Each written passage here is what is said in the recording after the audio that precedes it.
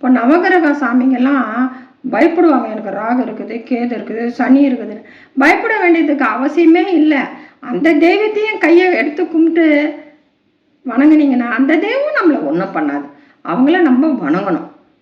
வணங்கிட்டாலே எல்லாமே முடிஞ்சு போச்சு. அவங்க நம்மளுக்கு நல்லது தான் பண்ணுவாங்க. அவங்கள நினைக்காத இருக்கக்கூடாது. கோயிலுக்கு போகணும். அந்த மாதிரி சமயத்துலலாம் நம்மளுக்கு கஷ்டமாக இருக்கா, கோயிலுக்கு போய் விளக்கு போட்டு வாங்க. சனி பகவானை விளக்கு போட்டு வாங்க. ராகுக்கு எதுக்கு போடுங்க, ஆஞ்சநேயருக்கு போடுங்க. இந்த மாதிரி சனிக்கிழமைலாம் ஆஞ்சநேயருக்கு போடலாம். 2 அகல் விளக்கு போய் இந்த மாதிரி ப்ராப்ளம் இருக்கிறவங்கெல்லாம் ரொம்ப இந்த மாதிரிலாம் செய்யணும். நவகிரக சாமியை கும்பிட்டாக்க நம்மளுக்கு அதில் நல்லது தான் கிடைக்கும். எதுவுமே பாருங்கள், ஓமம் வைக்கிற இடத்துலலாம் நவகிரகம் ஓமம் போடுவாங்க. நவகிரகம் ஓமம் ரொம்ப முக்கியமானது. நவகிரகம் நம்ம கும்பிட்டே ஆகணும். அந்த நவகிரகத்தை கும்பிட்டுட்டா தான் நம்மளுக்கு மீதி எல்லா தெய்வங்களுக்கும் வழி விடுவாங்க. அவங்க நீங்கள் கோவிலுக்கு போனோன்னா கூட அவங்கள கும்பிட்டிங்கன்னா தான் வழி விடுவாங்க, கோவிலுக்கு போக முடியும். அதனால் நவகிரகம் முக்கியமான தெய்வம்தான். அதனால் நம்ம வணங்கணும். ஓமம் வைக்க பார்த்து எதுக்கு, ஒரு வீடு கட்டி கிரகப்பிரவேசம் கல்யாணத்துக்கு ஓமம் வைக்கிறாங்கன்னா அதில் நவகிரக ஓமம் வைப்பாங்க, ஒன்று கட்டாயம் வைப்பாங்க. அதனால் நவகிரக சாமியை கட்டாயம் கும்பிடணும். வீட்டில் கூட கந்த சஷ்டி கவசம் போச்சுன்னா நவகிரக சாமிங்கெல்லாம் சந்தோஷப்படுவாங்கன்னு சொல்லுவாங்க. ஆன்மீக புஸ்தகத்துலலாம் சொல்லியிருக்கு அந்த மாதிரிலாம். அந்த மாதிரி நவகிரக சாமியை பற்றி பயப்படாதீங்க. அவங்களுக்கும் இப்போ நம்ம தடிக்கு விழுந்தா எப்படி காப்பாற்றுறாங்க, அந்த மாதிரி தெய்வம் தான் நவகிரக சாமிங்கெல்லாம். அதனால் கட்டாயம் கும்பிடுங்க. நவகிரகத்தை கும்பிடணும். நவகிரகத்தை கும்பிடாத இருக்கக்கூடாது. அதனால் நான் முன்னையே உங்களுக்கெல்லாம் சொன்னேன். நிறைய ஸ்லோகம் இருக்குது, நான் கொஞ்சம் கொஞ்சமாக சொல்கிறேன்னு சொல்லியிருக்கேன். ராகுக்கு எது நடந்தாலும் சரி, இந்த சனி பகவானை பிடிச்சாலும் சரி, எதுக்குமே பயப்படாதீங்க. அதுக்கு ஒரு கவசம் ஒன்று இருக்குது. அதை படிச்சுட்டு 2 லைன் தான். நம்ம எவ்வளவோ டைமு கண்டதை பார்த்துட்டு கண்டத்தை நோண்டிட்டு கண்டத்தை சிந்தனை பண்ணிட்டு எல்லாம் படுக்கிறோம். சாமி ஸ்லோகம் சொல்லறதுக்கு நம்மளுக்கு டைம் இருக்காதா? 2 லைன் சொல்லலாம். அந்த மாதிரி ரொம்ப கஷ்டப்படுறவங்கலாம் ராகுக்கு எதுக்கெல்லாம் இருக்குது, சனி பகவானுக்கு இருக்குது, நவகிரக ஆண்டவருக்கு இருக்குது. அதெல்லாம் சொல்லுங்கள், டைம் கிடைக்க பார்த்து சொல்லுங்கள். நீங்கள் அதெல்லாம் சொல்லி பாருங்களேன், நிச்சயமாக நல்லா இருப்போம் நம்ம. இது நான் சொல்லியிருக்கேன், ரொம்ப ஸ்லோகம் இருக்குது. நான் கொஞ்சம் கொஞ்சமாக சொல்கிறேன்னு சொல்லியிருக்கேன். அதுமாதிரி நவகிரகத்துக்கு சொல்கிறேன். ஆதித்தாய நம, கிளிம் சோமாய நம, அங்காராய நம, ஐமுதாய நம, ரியும் குருவே நம, கிரியும் சுக்ராய நம, சனீஸ்வராய நம, ரிலியும் ராகுவே நம, ஓம் ரீம் கேதுவே நம. நம்மளுக்கு ரொம்ப கஷ்டமெல்லாம் இருந்தது. இது இவங்களுடைய கோளாறுல தான் நீங்கள் இப்படி கஷ்டப்படுறீங்கன்னு யாருன்னா சொன்னாங்கன்னு வச்சுக்கோங்க. நீங்கள் அதெல்லாம் மனசில் போட்டு குழப்பிக்காதீங்க.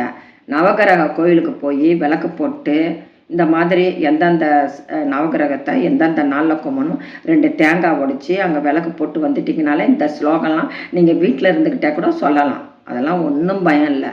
நல்லா தான் இருப்போம். நவகிரக சாமிங்களை கும்பிட்டா நம்ம வாழ்க்கையில் ரொம்ப நல்லா இருப்போம். அதை தெரிஞ்சுக்கிட்டு நீங்கள் நல்லா சந்தோஷமாக இருங்க. பயப்படுறதுக்கு ஒன்றுமே இல்லை. வியாதி வந்தால் தட்சிணாமூர்த்திக்கு பண்ணுங்கள். இந்த மாதிரி சில தெய்வங்கள்லாம் இருக்குது. இதுக்கெல்லாம் விளக்கு போடுங்க, சரியாக போயிடும். அப்படி போக முடியலையா, வீட்லேயே போடுங்க. சின்ன சின்ன நம்மளுக்கு நல்ல வழியெல்லாம் இருக்குது. எவ்வளவோ டைமை நம்ம வேஸ்ட் பண்ணுறோம். இல்லாதெல்லாம் பார்த்துக்கின்னு உக்காந்துன்னு இருக்கிறோம். பலருடைய மூளையில் சிந்தனைங்க நிறைய ஓடும். அந்த மாதிரி சிந்தனைங்கள்லாம் ஓடாத இந்த மாதிரி நீங்கள் கவசத்தெல்லாம் படிச்சிங்கனால உங்களுக்கு நல்லா ரிலீஃப் கிடைக்கும். நம்ம எதுக்கு நம்மளுக்கு தேவையானதை வரைக்கும் எடுத்துக்கலாம், தேவையில்லாததெல்லாம் எதுக்கு எடுத்துக்கணும்? அதனால் நான் சொல்லியிருக்கேன், கொஞ்சம் கொஞ்சம் ஸ்லோகம் சொல்கிறேன்னு. இன்றைக்கி நவகிரக ஸ்லோகம் சொல்கிறேன், தெரிஞ்சுக்கங்க. இந்த ஆதித்யாய சொன்னேன்னா அப்புறம் சனி பகவானுக்கு சங்கடம் தீர்க்கும் சனி பகவானே மங்களம் மங்க மனைவி தருவாய் சக்கரை வென்றி சாகா நெறியில் இச்சகம் வாழ இன்னருள் தா அப்படின்னு ஒரு சின்னதாக ஒரு வேண்டுதல் ஒன்று போட்டிங்கன்னா நல்லா இருப்பீங்க. அது மாதிரி நீங்கள் சனிக்கிழமையில் ஒரு 2 ரூபாவோ 1 ரூபாவோ வீட்டில் ஒரு டப்பா ஒன்று வச்சுக்கோங்க. அந்த டப்பாவில் சனிக்கிழமைனா இந்த மாதிரி எதுனா நவகிரகம் இது மந்திரம் சொல்லிவிட்டு அந்த சனி பகவான் டப்பா ஒன்று தனியாக வச்சுக்கோங்க. அதில் 1 ரூபா காயின்ஸை வீட்டில் எத்தனை பேர் இருக்கீங்களோ அத்தனை காயின்ஸை போடுங்க. எப்போ அந்த டப்பாவில் போட்டு உங்கள்கிட்ட டப்புன்னு சத்தம் கேட்டு விடுதோ அப்போவே உங்களுக்கு பிடிச்சதெல்லாம் போயிடுதுன்னு அர்த்தம். வருஷத்துக்கு ஒரு தடவை இந்த ஊனமாக இருக்காங்க பாருங்கள், அவங்களுக்கு கொடுங்க அந்த காசை. அவங்களுக்கெல்லாம் ஊனமாக இருக்கிறவங்களுக்கு கொடுத்தா தான் இந்த சனி பகவான் காசெல்லாம் நல்லது, ரொம்ப நல்லது. அவர் மனம் குளிர நம்மளை ஆசீர்வதிப்பாராம் அப்படின்னு ஆன்மீக புஸ்தகத்துலலாம் போட்டிருக்கு. அந்த மாதிரி சனி பகவான் இதில் கஷ்டப்படுறவங்கெல்லாம் இந்த மாதிரிலாம் செஞ்சு பாருங்கள். எதுவோ நம்மளால் முடிஞ்சது சின்னது செஞ்சு பார்க்கலாமே, செஞ்சு பாருங்கள். இதெல்லாம் நல்லது. கெட்டதை நோக்கி போகக்கூடாது எப்போயுமே. எதுக்கு டைமை வேஸ்ட் பண்ணி கெட்டதை பார்த்துக்கிட்டு கெட்டதை நினச்சிக்கிட்டு எதுக்கு?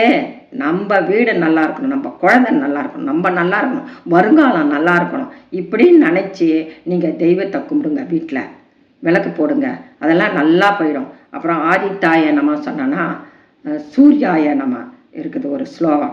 அப்புறம் நவகிரகத்துக்கு எல்லா நவகிரகத்துக்கும் சேர்ந்தா மாதிரி ஒரு ஸ்லோகம் இருக்குது.